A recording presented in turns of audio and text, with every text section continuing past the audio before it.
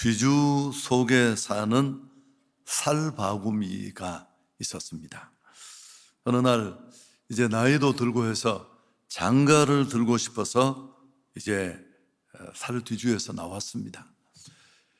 여기저기를 돌아다니다가 창문 턱에 이르렀는데 거기 보니까 아주 예쁜 나무 바구미가 있었습니다. 그래서 너 어디 사니? 라고 물었더니만 바로 앞에 있는 대추나무에 산다고 했습니다. 살 바구미는 수작을 걸었습니다. 너 나하고 결혼할래? 그러자 이 나무 바구미는 결혼하면 어디서 살 건데? 당연히 뒤주 속에서 살지. 아주 살 속에 묻혀 살게 돼. 그러자 이 나무 바구미는 고개를 설레설레 저었습니다. 나는 싫어. 날 따라 대추나무에서 살면 모르지.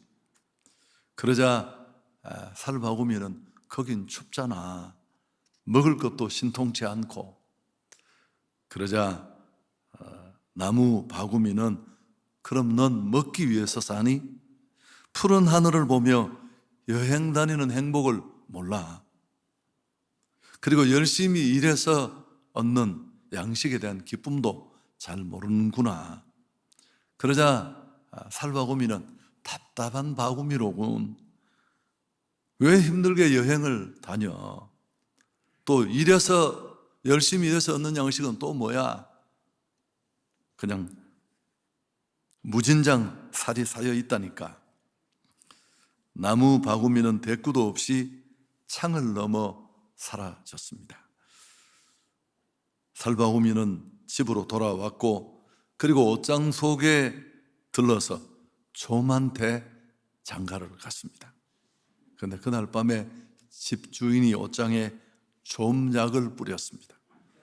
살바구미의 신방은 영안실이 되고 말았습니다. 너무 섬찟한가요? 정채봉의 삶의 두 갈래 길이라는 책에 나오는 얘기입니다.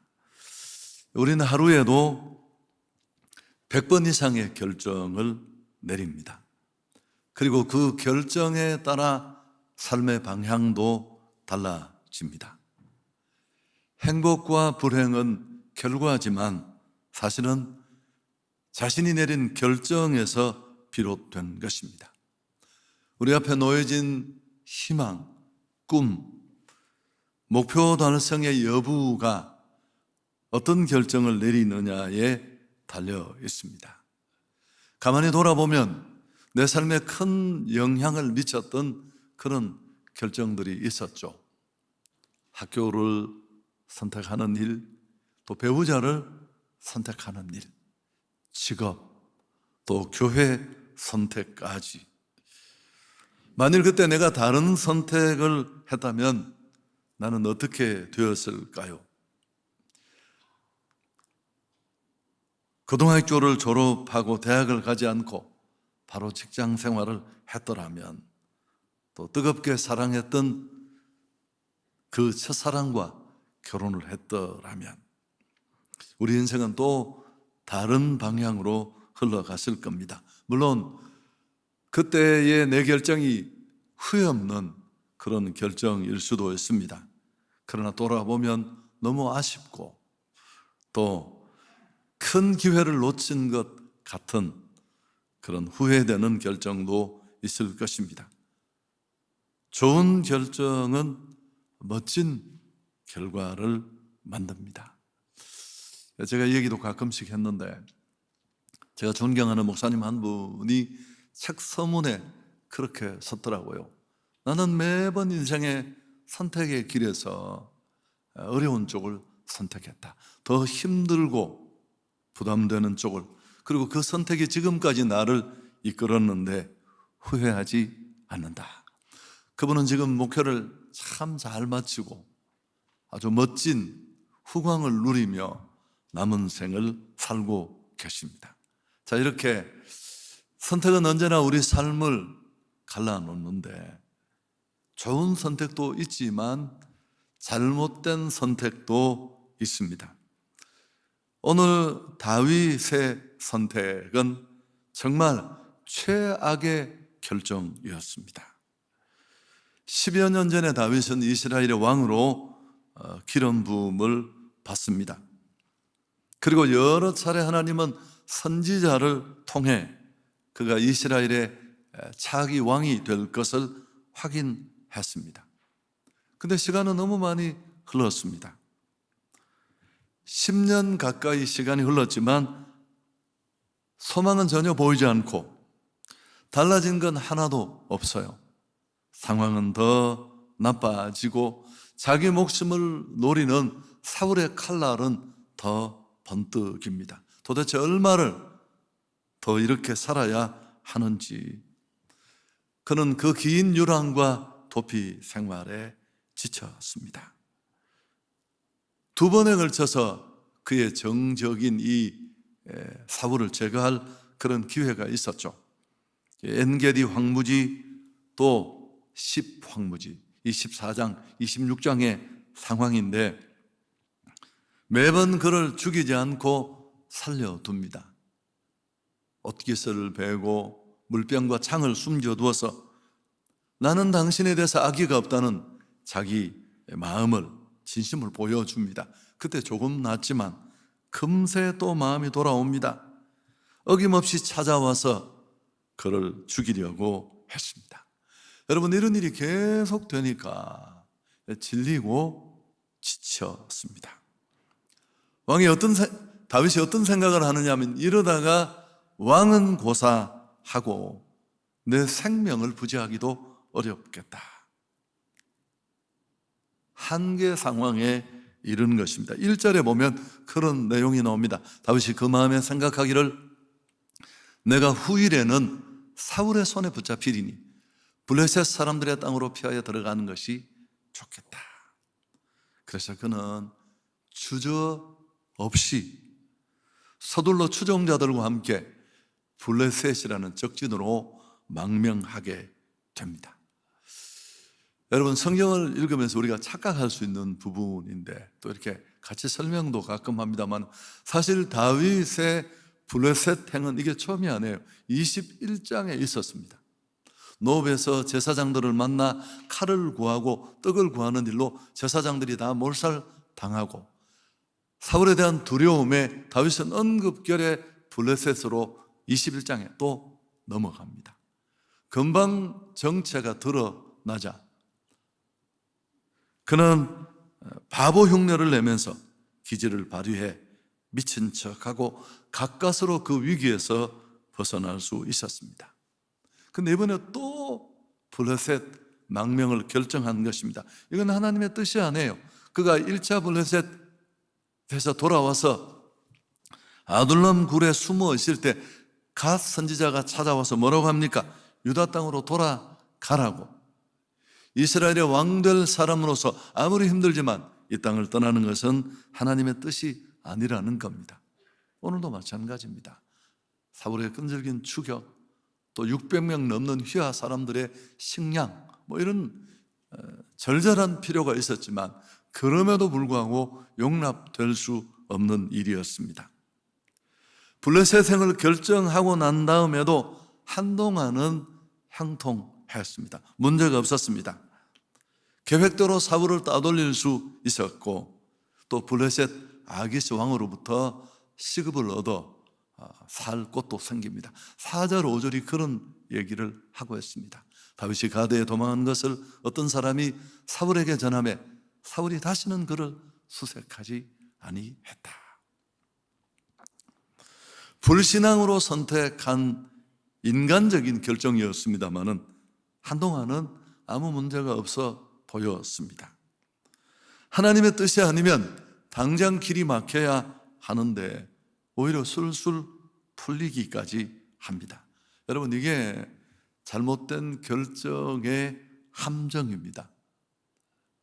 요나가 니느웨로 가야 하는데 그는 항구에 다다르니까 마침 다시생 배가 있었어요.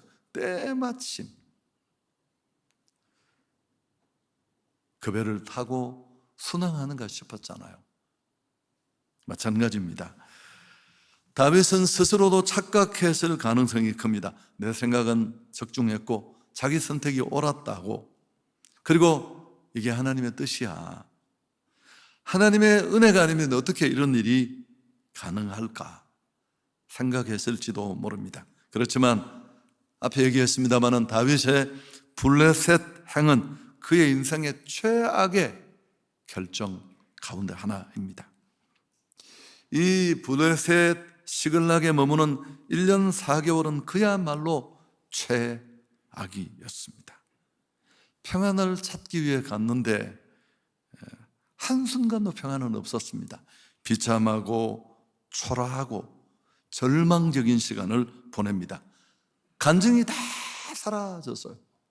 그리고 믿음의 방황, 큰 시험을 그는 직면하게 됩니다. 여러분, 이 시글락에서 보내는 망명생활 속의 다윗의 모습은 하나님의 사람인지를 의심할 정도입니다. 아기스에게 받은 이 시골 소읍인 시글락에 거하면서 이스라엘의 남부 지방 거민을 상대로 노략질을 합니다. 산적처럼 일행의 양식을 구해야 하니까. 그리고 이방의 왕 아기스에게 신임을 얻기 위해서 거짓말을 밥 먹듯이 합니다. 양민을 학살하고 빼앗은 물건을, 물론 이스라엘은 아닙니다마는 아기스에게 상납까지 하는 파렴치함도 서슴지 않습니다. 꼬여도 너무 꼬인 거죠. 완전히 길을 잃었습니다. 여러분, 우리가 살다가 이럴 때가 있어요. 지금까지 믿음으로 살았고 믿음으로 반응했고 힘들어도 묵묵히 자리를 지키며 버텨왔는데 어느 한순간에 이게 왕창 흔들리면서 그냥 다 또는 수마다 패착에 악수에, 이게 성도의 삶인지 치열하게 물불 가리지 않고 도덕윤리 뛰어넘은 세상의 삶인지 구분 안 될 이런 자리에 이를 수 있습니다. 점점 더 깊은 악의 수렁으로 다윗은 빠져듭니다. 호세아서의 말씀이 꼭 맞아요. 그들이 바람을 심고 광풍을 거둔다. 호세아 8장 7절에 있는 말씀입니다. 망명생활은 단 하루도 편하지 않았습니다. 여러분, 이게 끝이 아니라 마침내 생애 큰 위기를 맞습니다. 속임수로 아기스 왕의 신임은 받았지만 결국 진퇴양난의 고비를 맞는데 블레셋과의 전쟁에 아기스가 함께 참여할 것을 원한 겁니다. 그 전쟁에 그를 끌어들였습니다. 사무엘상 28장 1절에 보면 그때 블레셋 사람들이 이스라엘과 싸우려고 군대를 모집한지라 아기스가 다윗에게 이르되 너는 밝히 알라, 너와 내 사람들이 나와 함께 나가서 군대에 참가할 것이니라. 지금껏 그는 변방의 다른 나라들을 치고 빼앗았는데 그때마다 이스라엘을 침략했다고 블레셋 왕 아기스에게 거짓말을 하며 신임을 쌓았습니다. 그랬던 그가 이제 이 블레셋과 이스라엘의 전투에 빠지는 것은 말도 안 되는 일이었습니다. 시글락에서 블레셋 군대 집결지 나벳까지는 사흘 길이었는데 민족을 상대로 전쟁을 치러야 하는 이 다윗의 심정은 정말 천근만근이었을 겁니다. 만일 이 전투에 한 번이라도 발을 들여놓았다면 이제 게임 오버예요. 다 끝나는 겁니다. 성도가 하나님 뜻보다는 자기 꼼수로 살면 이런 공경을 당하게 된다는 것을 너무너무 잘 보여줍니다. 동족 상잔의 위기에 처했던 다윗입니다. 그러나 그를 믿지 못하던 블레셋 장군의 반대로 극적으로 그는 피할 길을 얻게 됩니다. 여러분, 이건 우연히 된 일이 아니죠. 분명히 하나님의 섭리고 은혜였습니다. 아비가일을 통해 나발 일가를 복수할 그 분노의 불을 꺼뜨려 주고 막아준 것도 하나님이셨습니다. 그 신실하신 하나님이 피할 길을 주신 것입니다. 이 사건을 통해 다윗은 많은 것을 깨닫게 되었을 것입니다. 그리고 여전히 함께 하시는 하나님을 발견하게 되었겠죠. 내가 놓았다, 잡았다 하는 거지. 하나님은 언제나 그 자리에 계십니다. 근데 이게 시작에 불과했어요. 여러분, 길을 잃은 게 그렇게 쉽게 회복되는 게 아니죠. 블레셋 땅으로 돌아왔는데 더 큰 어려움이 기다리고 있습니다. 허술해진 틈을 타 아말렉이 블레셋 남부 도시를 습격합니다. 그러면서 당연히 다윗 일행이 머물던 이 시글락도 공격 대상이 되었고, 돌아와 보니까 아말렉은 여자와 아이들을 포로로 잡아갑니다. 그의 두 아내도 역시 끌려갔고 가축과 재산을 모조리 노략해 가버리고 떠나면서 아예 성에 불을 질렀습니다. 이 장면을 지켜본 휘하의 600명의 용사들은 울다가 지칩니다. 그리고 군중 심리에 사로잡혀서 지도자인 다윗을 향해 돌을 던지려고 합니다. 사람들은 꼭 이래요. 지난주에도 제가 어떤 분과 통화를 했는데 투표에 떨어졌다고 자기가 목사님한테 전화해서 왜 나를 이렇게 미워하시네요. 저도 많이 들어봤고, 그럼 당선된 사람은 다 전화 와서 목사님이 도와주셨습니다. 그런 사람 한 사람도 없거든요. 너무 얘기가 재미없나요?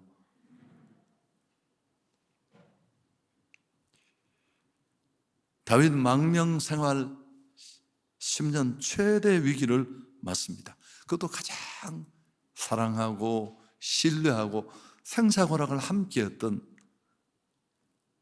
정말 신임할 만한 사람들로부터의 배신, 그에게 충격이 더 컸을 겁니다. 자, 이제 올 때까지 온 거예요. 이 위기 상황 속에서 이제 새로운 반전이 시작됩니다. 그런 이 문제를 하나님 앞에서 해결하는데요. 자, 30장 6절 같이 한번 읽습니다. 백성들이 자녀들 때문에 마음이 슬퍼서 다윗을 돌로 치자 하니 다윗이 크게 다급하였으나 그의 하나님 여호와를 힘입고 용기를 얻었더라.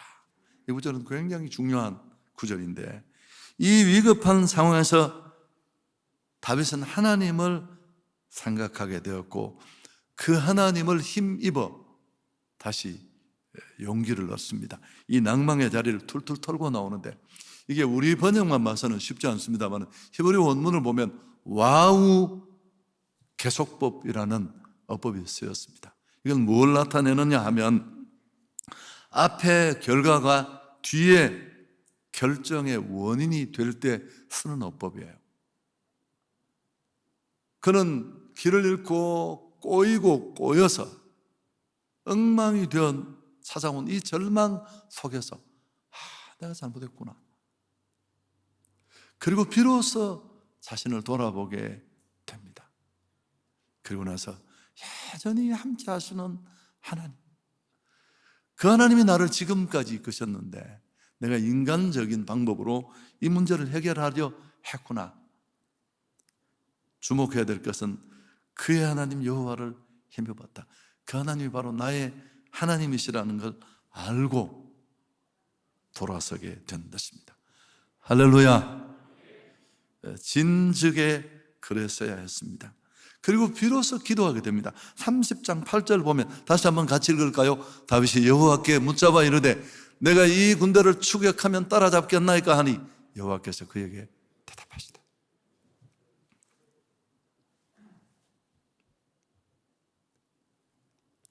그를 쫓아가라. 내가 반드시 따라잡고 도로 찾으리라. 다윗이 여호와께 묻자오되, 이건 대단히 중요한 관용적 표현이에요.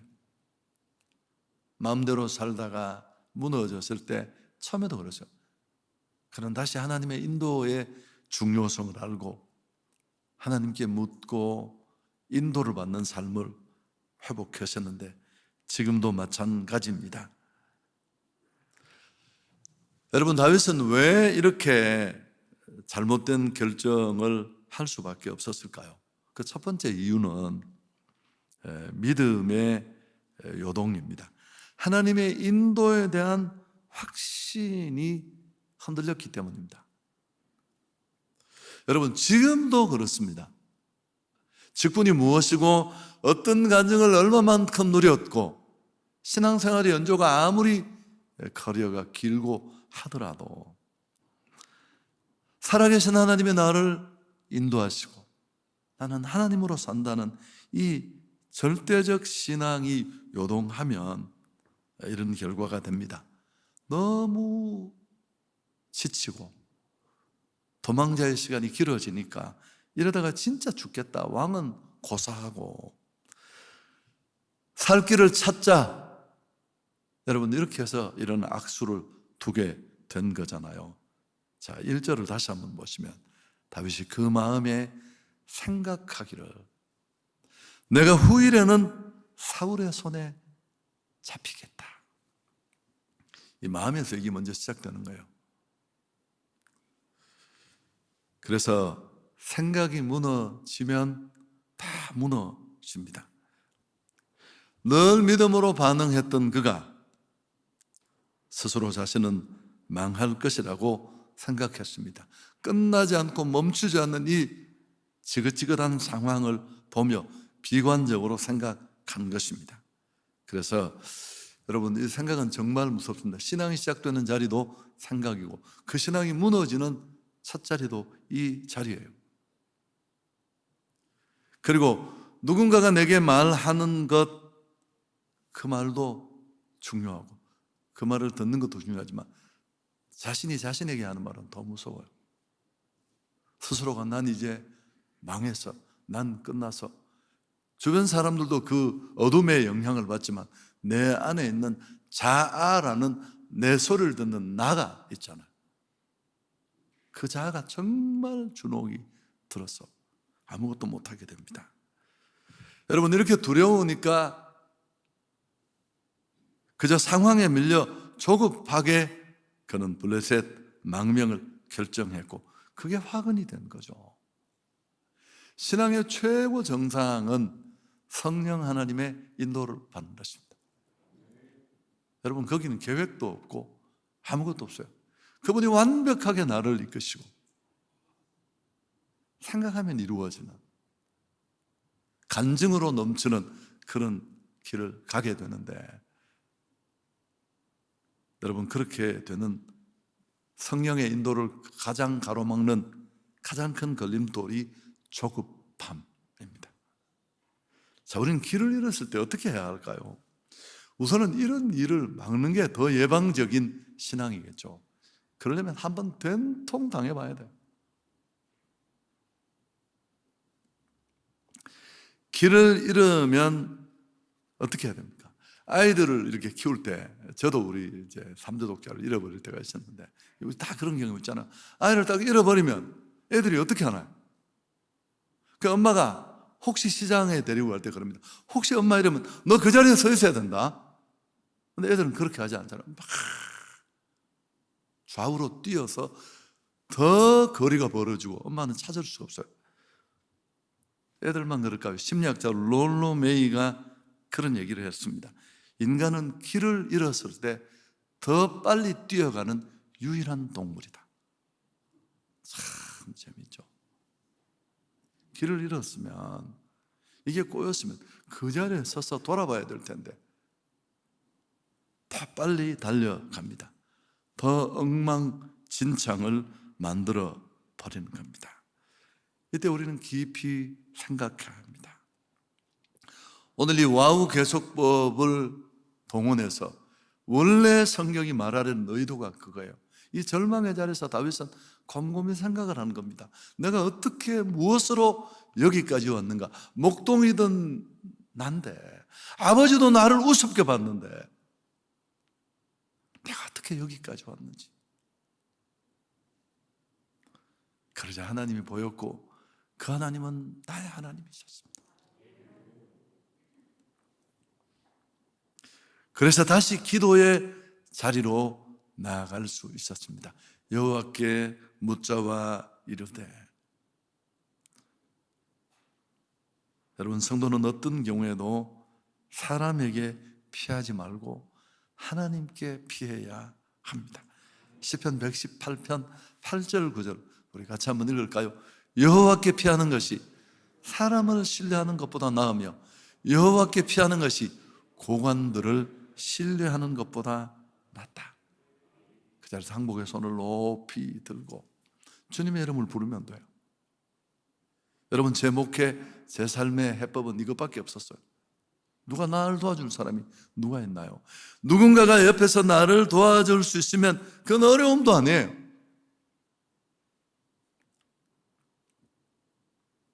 설교 정리하겠습니다. 한 번의 결정이 인생을 좌지우지할 수 있습니다.